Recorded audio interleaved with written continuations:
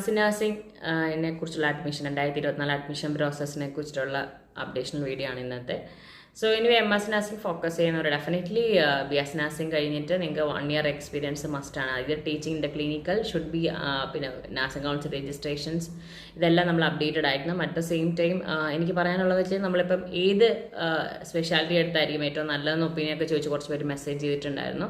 എനിക്ക് പറയാൻ ആഗ്രഹിക്കുന്നത് വെച്ച് കഴിഞ്ഞാൽ നമ്മൾ പ്രധാനമായിട്ട് നമുക്ക് MSc ഫോക്കസ് ചെയ്യുമ്പോൾ ഇപ്പോൾ ഒത്തിരി അധികം ഓപ്പർച്യൂണിറ്റീസ് വരുന്ന കാര്യം നമുക്ക് കേരളത്തിലാണെങ്കിലും നഴ്സിംഗിൻ്റെ ഡിമാൻഡൊക്കെ വന്നതിന് സാധ്യത കേരളത്തിന് പുറത്തൊക്കെയാണ് ഒത്തിരി അധികം നഴ്സിംഗ് കോളേജ് സ്റ്റാർട്ട് ചെയ്തിട്ടുണ്ട്. അപ്പോൾ ഞാൻ PGക്കാർക്ക് ഒത്തിരി ഓപ്പർച്യൂണിറ്റീസ് റൈറ്റ് നൗ ഉണ്ട്. നിങ്ങൾ ഇന്ത്യയിൽ തന്നെ നിൽക്കുന്നവരാണ്, ഈവൻ ഔട്ട് സൈഡ് ആണെങ്കിലും ഉണ്ട്. അപ്പോൾ നമ്മൾ എപ്പോഴും ശ്രദ്ധിക്കേണ്ടത് ഇപ്പോൾ കേരളം തന്നെയാണ് ഫോക്കസ് ചെയ്ത് MSc ഫോക്കസ് ചെയ്യുന്നവരെ സംബന്ധിച്ച് ഗവൺമെൻറ് ത്രൂ അപ്ലിക്കൻസിനാണ് നമുക്ക് എൻട്രൻസ് ബേസിസിൽ സ്റ്റൈഫിനോട് പഠിക്കാൻ സാധിക്കുന്നത്. സെൽഫ് ഫിനാൻസിങ് കോളേജസിൽ ഫീസ് ഉണ്ട് ഇയർലി. അത് നിങ്ങൾ നമ്മൾ ഗവൺമെൻറ് ത്രൂ ആപ്ലിക്കേഷൻ സമർപ്പിച്ചാലും at the same time management through application സമർപ്പിച്ച് നിങ്ങൾ അഡ്മിഷൻസ് ലഭിച്ച് സെൽഫ് ഫിനാൻസിങ് കോളേജസിലാണെങ്കിൽ ഫീസ് ഉണ്ട്.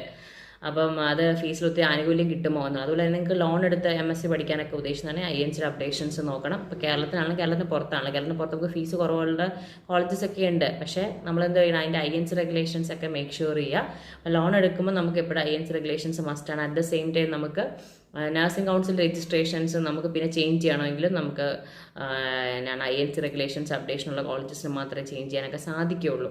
അവിടെ MSc നിങ്ങൾ പ്രിഫർ ചെയ്യുന്നു കേരളത്തിൽ ആസ് വെൽ as കേരളത്തിന് പുറത്തൊക്കെ നോക്കുന്നവർ ഇതൊക്കെ ശ്രദ്ധിക്കേണ്ടതാണ്. അപ്പോൾ എങ്ങനെ നമുക്ക് ആപ്ലിക്കേഷൻ സമർപ്പിക്കണം, അങ്ങനെ സംശയമുള്ളവർക്കൊക്കെ നിങ്ങൾക്ക് മദേഴ്സ് നഴ്സിംഗ് ഓഫീഷ്യൽ നമ്പറിൽ ചോദിക്കാം. കോമൺ ഡൗട്ട്സ് ആണെങ്കിൽ ഞാൻ വീഡിയോസിലേ പോസ്റ്റ് ചെയ്യുള്ളൂ. അഡ്മിഷൻ പ്രോസസ്സ് വരുന്നതനുസരിച്ച് നമ്മുടെ ചാനൽ അപ്ഡേറ്റ് ചെയ്യും, കൃത്യമായിട്ട് വീഡിയോസ് ഫോളോ ചെയ്യുക. പിന്നെ PG ഏത് സ്പെഷ്യാലിറ്റി അത് ഡിപ്പെൻഡ്സ് അപ്പോൾ നമ്മുടെ ഓൺ ഇൻട്രസ്റ്റ് അനുസരിച്ച് തന്നെ ആ സ്പെഷ്യാലിറ്റീസ് ചൂസ് ചെയ്യുക.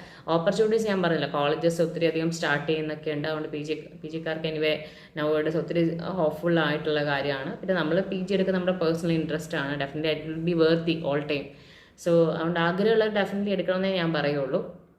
അപ്പോൾ ആപ്ലിക്കേഷൻ സമർപ്പിക്കുന്നതിനെക്കുറിച്ച് സംശയങ്ങൾ ചോദിച്ചവരെ കുറേ പേര് കഴിഞ്ഞ ദിവസത്തുള്ള MSc മുമ്പുള്ള വീഡിയോസിൻ്റെ അടുത്ത്, അതുപോലെ തന്നെ നമ്മൾ സെൻട്രൽ ഗവൺമെൻറ് അണ്ടറിൽ എയിംസ് പോലുള്ളിടത്തൊക്കെ എൻട്രൻസ് ബേസിസിൽ നിങ്ങൾക്ക് MScക്ക് അപ്ലൈ ചെയ്യുവാണെങ്കിൽ വളരെ തുച്ഛമായ എമൗണ്ടിൽ നിങ്ങൾക്ക് PG ചെയ്യാം കേട്ടോ.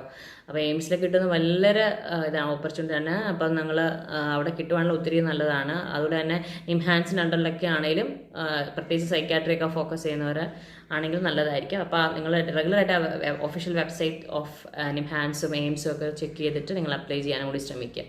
എനിവേ നഴ്സിംഗ് ബേസ് ചെയ്തിട്ടുള്ള മറ്റൊരു അപ്ഡേഷണൽ വീഡിയോ ആയിട്ട് കാണുന്ന പറ്റിൽ താങ്ക് യു.